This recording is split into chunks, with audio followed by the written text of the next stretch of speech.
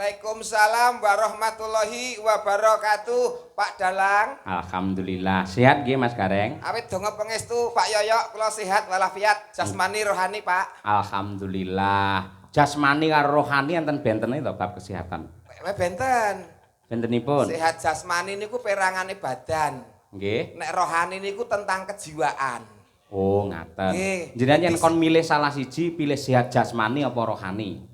Nggih, kabeh Pak nek entuk milih. Kon milih salah siji kok kabeh. Ya nek salah siji penting sehat rohani. Oh, iya. Nggih. Dadi pamane mripate tetep kira, tangane ceko, sikile gejik ngoten mboten masalah nggih. Ora masalah. Sebabe kok ora masalah. Ya sing penting lak sehat rohanine, Pak. Oh, iya. Niku lak fisik, nek fisik niku iso diobati, iso ditambake. Nggih. Nggih, nek rohani niku ya iso ditambani, iso diobatke ning rodok suwe. Rodok suwe. Beda kok, Pak. Nggih. Dadi nek jasmani niku perangane badan, nek rohani itu kejiwaan. Ngaten. Enten wong sehat jasmanine ning ora sehat rohanine kathah. Contone. Contone wong edan sing turun dalan ora katokan nika. Nika sehat awake ning jiwane sing ora sehat. Oh, ngaten. Wong edan, titikane gampang kok Pak wong edan niku. Pripun? Angger ngomongan dhewe, disauri dhewe, takon dhewe, disauri dhewe. Ngoten niku gejalane ngoten niku Pak, gejalanipun Pak. Sik, omonganmu tak rasakne kok suwi-suwi ora penak ge mau. Lha pripun ta Pak? Sing ngusulke teng Pak Wito, Pak Dalang mangke pelawake sinten Gareng tralala kemawon. Sing ngusulke kula. Paling mboten teng mriki jenengan lak ngunggul-ngunggulne kula. Nggih Pak. Lah kok madake kula wong edan. Lho, mboten madake Pak. Anu mboten Pak, niki kula bahas gejala-gejala wong sing sakit jiwa niku lho Pak. Lah iya wong sakit jiwa ki ciri-cirine pripun mau? Ciri-cirinipun menika anu Pak, sok ngomongan dhewe, tekon dhewe, disauri dhewe, kadang guyu dhewe, nangis dhewe, bengok-bengok dhewe. Niku biasane sing teng pinggir dalan niku lho Pak. Iki ya pinggir dalan ning sawah pancen iki ning kono ki ya dalan. Maksudnya pinggir dalan gede mriko Pak. Tak akoni nuwun sewu wiwit jam 09.00 tet mau aku wis omong dhewe, bengok dhewe, nangis dhewe, tak sauri dhewe, guyu dhewe. Tegese sampean madake dalang karo wong edan. Mboten. Sakniki kula nyuwun pirsa Pak. Pak edan mboten. Mboten. Lah ya wis ora edan kok ngamuk ki ngopo? Senes niku Pak. Enggak, Senes beda ya. niku. Iki edane wong golek duit beda Pak. Gen mau lho kula niku lak mriki lak rada bingung nuwun sewu Dawuh. delalah jenengan ngomongke wong edan teng Alfamart nika lho nggih nuwun sewu sanding terminal Terminal nika Pak nggih. nggih delalah petuk karo wong kula takoni Pak margi dateng daleme Pak Wito niku pundi Buh daleme pundi ora ngerti mboten ngimput dusun ngimput niku pundi Purwosari ora ngerti ngono kuwi lah bake bareng tak telesih-telesih dikandani karo bakule Indomaret kono niku wong edan ngono kuwi. Ah niku. Sampeyan ngerti ora? Ora ngerti. Lah iya padha edane iki iki. Mau lho. Sik wong edane apa pripun Pak? Wong edane apa? Tak takoni ning Indomaret. Indomaret apa to Pak? Heeh. Nggih. Daleme Pak Wito ngertos, ora ngerti. Ngerti. Nggih. Margi teng ngimput ngertos mboten Purwosari. Ora ngerti. Ngono kuwi. Sampeyan ngerti Mas Gareng? Wong edane Pak? Sampeyan iki ngerti ora? Ora ngerti. Lah iya. Titenane angger wong ditakoni kok muni ora ngerti tegese edan. Berarti bengi iki Gareng Nggih, mboten niku mawon Pak, titikane kathah. apa? Wong edan nek ditekoni sok ora paham Pak. Kok ora paham? Contone kaya nyun pangapunten kaya snack ngeten niki mawon. Niku wong edan niku ditekoni iki apa? Ora ngerti Pak. Mongko jano niki emping. Niki napa? Sosis. Mboten ngerti wong edan niku nggih mboten ngerti. Mongko niki asline jenenge sosis. Heeh. Lah nek ngeten niki napa Pak? Ora ngerti aku ya. Lho, tunggale niku berarti yo. Berarti aku karo kowe rombongan. Nggih Pak, rombongan edan ngoten Heeh. mawon Pak. Gareng Edan edan, tenggene- galange ya melu edan. Melu edan. Berarti ya sindene melu edan. Ngerti dalange edan, dagelane edan, kenapa kok disindani? Dhek melu edan berarti. Ya berarti ora mung sindane, ora dalange, ora dagelane. Lah sapa? Pengrawite niku nggih edan ben kucluk. Lah kok iso? Lah nek wong edan-edan kok ditabuhi. Oh, dadi kabeh sak panggung edan kabeh. Edan kabeh. Heeh. Lek ngono kuwi madake Pak Wito Pak Wito napa? sing nanggap. Pak Wito niku bijaksana, Pak. Loh, kok bijaksana? Lah wong edan-edan dilumpukne kon main disangoni, Pak. Bijaksana yo dadi duit tok, Pak. Lumayan sak setelan pisan. Nggih, Pak. Kula wis kemringet yen angel titeno tak tinggal mulih kula. Niki dalam rangka tasakuran pernikahan Mas Pak Wito karo Ibu Mariati. Wah, pernikahan emas Nggih, luar biasa Pak Suwito, Bu Mariati.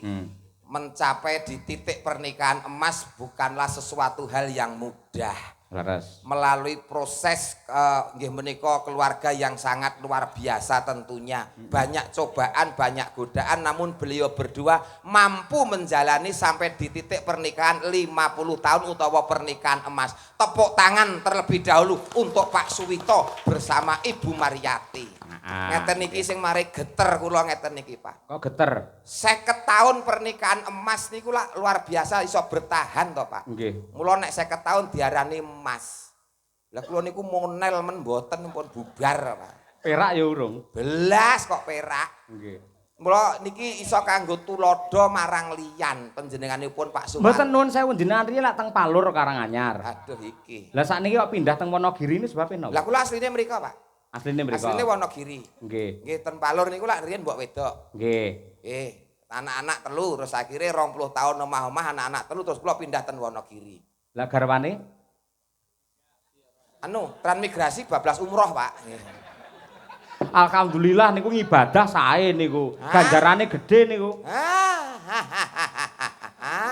Ganjaran gede iki nek transmigrasi tenan nek umroh tenan. Lah piye to? Minggat.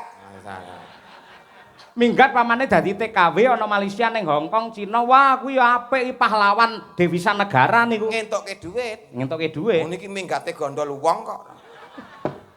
Entuk dhuwit ngeten niku. Ah iya, wis disyukuri, Syukur, Pak. Kula bersyukur malah enteng sanggane kok ngopo. Lah kok enteng? Lah ranti bojo malah ranti beban kok, Pak. Lah lek butuh terus piye? Tuku. Elek. Maksudnya misalnya butuh sego ngoten lho. Orang liwat dadi tuku teng warung. Iya. Misalnya butuh napa ngoten tuku ten warung ngoten lho, Pak. Oh iya, lek ngono ki apik mak tratap tak kira tuku sing maksiat ngono ya. Lah mboten gareng anak buah Pak Yoyok niku istiqomah Pak mboten neko-neko, Pak. Amin, alhamdulillah. Asmane Pak Suwito yen cara Jawa, Suki luweh Suwito iki komplite iki tegese lak nuwun sewu wong sing bener-bener ngabekti. Ora mung ngabekti kelawan Gusti ingkang Maha Kuwasa ning uga ngabekti karo tangga teparu kiwa tengene. Mula raneh ramoka panjenengane bebrayan nganti 50 taun ditresnani karo piyai akeh ing Laladan Purwosari sing ngesterani rawuh semene akeh kuwi Suwito. Nggih, Pak. Saiki lek per huruf piye Mas Gareng? Lah dalah, aku wis batin iki mau mesti kenek ngene iki. Ora jenengan lek kepinterane kecerdasane lek bab kuwi. Niku lak riyen, Pak. Saniki pun bodoh, Pak. Ora, bab bodho ki mergo lek ora kulino diasah cara parang utawa cara lading, lek kulino diasah meneh dadine ya apik. Suwito S. Suwi kalih to persuku, Pak. Persuku. Oh ya. Su menika sugih katresnan. Panjenenganipun Pak Suwito sugih katresnan ya tresna marang garwa, putra lan kulawarga. Betul, nggih. Nggih, niku su. Wi. Halo, Wi. Nggih, Winarno nembe mikir alon-alon. Oh iya jenenge Winarno. Nggih. Gareng Winarno. Lagi to, Pak. Leres. Oh, ya kabeh iku kudu nganggo dipikir. Salah muni wong iki taruhan iki kesejahteraan urip kok, Pak. Iya, nggih. Wi. Wi menika witing katresnan saya ngrembaka saya subur nganti ngancik pernikahan 50 tahun langgeng katresnane, langgeng bebrayane. Mantap. Ngono kuwi, cocok aku seneng ngejak kowe tegese ora wirang ngoten Mas Gareng. Dereng kok, mengke saged kewirangan. Dereng kok. Ora bakal. Wong ki ora mesti kok, Pak. Nggih. To. Nah. To. Nah. To. Tondo iki sing diarani keluarga bahagia sejahtera sakinah mawaddah warahmah sing iso kanggo tepa tulodo anak lan putu-putu lan kabeh para kulawarga. Iya, nggih. Aja marem dhisik wong bebojoan lak kakung karo putri tegese Pak Suwito karo Ibu Mariati. Mariati mati tenan iki. Dalange kecerdasan dagelane wis level veteran ngene. Pokoke kudu iso. Ya, terus. Ayo. Nggih, manut tunduk karo apa sing dadi perintahe Kang Garwa pinangka guru laki. Oh, Bu Mariati. Wong wedok kuwi kudu tunduk patuh taat karo garwane. Contone kaya beliau Bu Mariati. Betul. Niku mah. Rina wengi mung ndedonga amrih lestarine kulawarga mulyane anak lan putu. Ya. Alon-alon. Yakin apa sing diusahake, apa sing diprihatinke bakal nuwuhke kautaman kamulyan kanggo keluargane. Terakhir pi. Sik to, Pak. Wong karo siji nek. Iya alon-alon. Nggih. Tibane syukuran wayangan ditanggapke syukuran pernikahan 50 tahun ditanggapke dalang kondang Ki Cahya Kuntadi alias Pak Yoyo. Iya, kanthi dagelan Ora mesti Pak nek wengi niki gareng tralala. Nek ndek ini gareng pacitan. Ah iya. Berarti apal men. Pajane mengikuti ora. Mengikuti wong kula ki fane Pak. Kalau kuwi ngefan nek kalih Pak Yoyo niku ngefan kok. Ning pancen mboten kok terus saingan secara tidak sehat niku mboten. Nek kedah saingan sehat. Mergo gareng sakniki lak kathah. Gareng Semarang wonten. Gareng Purwodadi enten. Gareng Pacitan wonten. Mojiroji. Nggih, terus Mojiroji enten. Enten. Nggih, kathah sanget. Enten. Adu keterampilan. Nggih. Nggih, kabeh niku nut kadewasanipun, Pak. Nggih. Ngoten dados nggih menawi kula mengke damel wirang Bapak sak kanca nggih nyuwun pangapunten. Nggih. Ning jenengan minggah panggung sandanganipun kados mekatenipun kula marem. Tegese wong mirsani percaya diri Mas Gareng. Nggih, Nek nun sewu ira-iran nggih dhuwur terus nggih klambi jarik mboten masalah. Jenengan satu-satunya dagelan yang memakai gelang emas di kanan dan kiri. Longko lho golek dagelan ini. Nggih lho Pak, wong jenengan piyambak ingkang ngendika nyambut gawe iki sithik entuk sithik akeh ya tetep dicelengi, ditabung lak ngoten to Pak. Syukur nggih. Niki kula tumbaske mas-masan ngetokke. Dadi apa sing dadi dawuh Bapak ki kula estokke ngoten lho Pak. Niki asli kok Pak. Asli Mas nggih. Asli semprotan Pak. Niki nek pun kena keringet pun nanya teng selekit ngoten niku. Lho niki separo pun biru lho Pak niki Pak. Wayang ngelapi nek mboten dilapi niku ten kulit barang melu ireng ngoten niku. Mbok sing sembodo wong awan bengi tanggapan terus ngono kok ya. Estu niki lho, niki pun enten gudike. Badhe bibit gudik pripun?